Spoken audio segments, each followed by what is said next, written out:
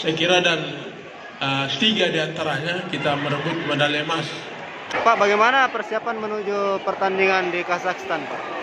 Ya, jadi untuk atlet-atlet terpilih yang akan mewakili Indonesia di kejuaraan AKF di Kazakhstan itu, yang pertama untuk kelompok senior itu atlet yang berada dalam pelatnas jangka panjang yang dikelola langsung oleh Kemenpora. Yang kedua, hasil kejurnas PB Porki yang dilaksanakan di Bandung bulan November kemarin, dan terpilih 45 atlet senior dan junior yang insya Allah akan bertolak pada hari ini menuju ke Kazakhstan Almaty untuk pelaksanaan kegiatan pertandingan AKF. Dari Sulsel sendiri ada berapa yang ikut, Pak? Dari Sulsel sendiri karena under 21 tidak diturunkan, sehingga dari Sulsel sendiri yang mewakili itu hanya dari Pewasitan. Dan di kelompok senior itu dari Sulsel diwakili oleh Krisda Putri yang selama ini berada di pelatnas. Untuk target sendiri, Pak, di Kazakhstan seperti apa? Ya, kami berharap di kejuaraan Asia ini atlet Indonesia bisa mempersembahkan yang terbaik, baik di kelompok senior, under 21 maupun di kelompok junior dan kadet. Pak, apa yang mau disampaikan untuk atlet yang berangkat, Pak?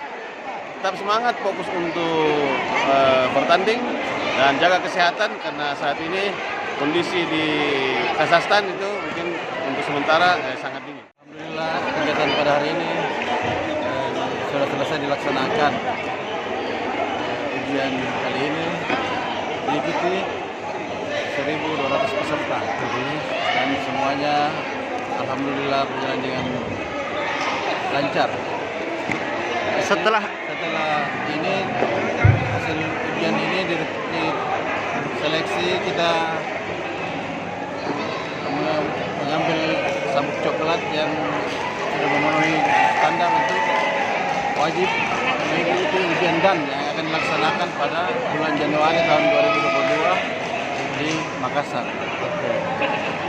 Pak, setelah ini apakah ada lagi pembinaan yang untuk kategori anak-anak kecil gitu, Pak? Iya, sementara kita tetap berlatih persiapan untuk insyaallah di awal tahun 2022 kita akan melaksanakan kegiatan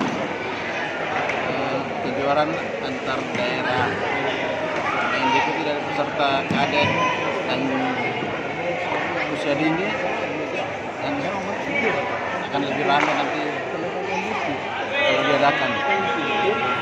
Ada target mungkin, Pak, untuk ke nasional atau seperti apa? Kenapa? Ada target mungkin untuk atlet-atlet supaya bisa naik ke nasional?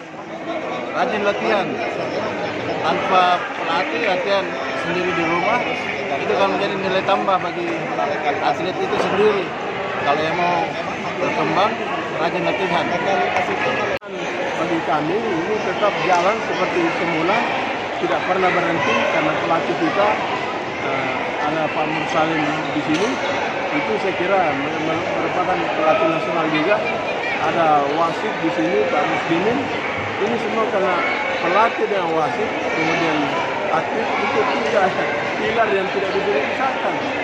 Jadi kalau kita mengirim atlet tanpa mengirim wasit, nah itu berbahaya. Tanpa didampingi pelatih, nah itu akan menimbulkan kekacauan. Nah ini yang harus menyampaikan terima kasih kepada media-media, terutama Fajar dan media lainnya, bahwa pada hari ini kita telah menyelenggarakan ujian yang mana pada seminggu sebelumnya sudah diadakan Gasuku ini atau latihan bersama kepada karateka yang mengikuti ujian. Alhamdulillah 1.200 karateka yang ujian hari ini dinyatakan lulus semua, ya, dan mereka berhak menyandang Q baru dan sabuk baru.